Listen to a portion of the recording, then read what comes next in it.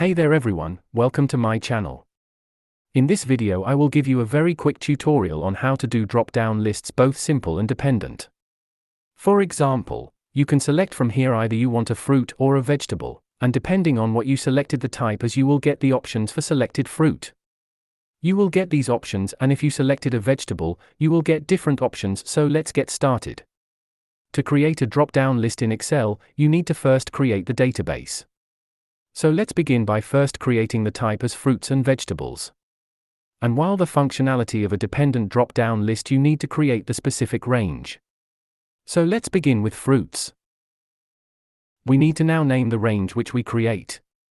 We could just select 4, but I'd like to select extra in case you need to add more fruits later. And now you go to the top left corner and name this exactly as the type you're given as an option. And just color it so that you know these are the amount of cells from the range. Similarly, you need to create or vegetable now. When you select this range of fruits automatically, you know that this range is called fruits, which is same as the option in the type. And similarly as vegetable, ready to go. Let's create a small table.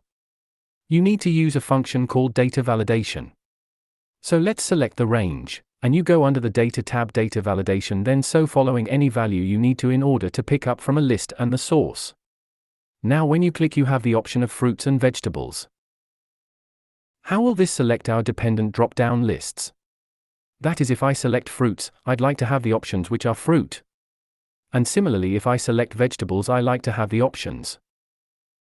This again can be achieved by data validation. Again, select the ranges, go to data validation.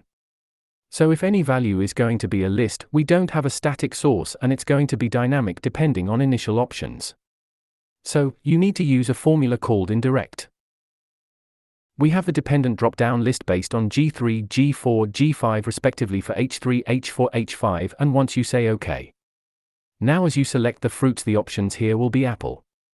If we selected the vegetable options here indicates there are empty searches, you can add some other foods later, so let's say pear here. The new food also will come in as an option. I hope that this tutorial was of use to you. If you liked it, please subscribe to my channel. Till next time. Hey there everyone, welcome.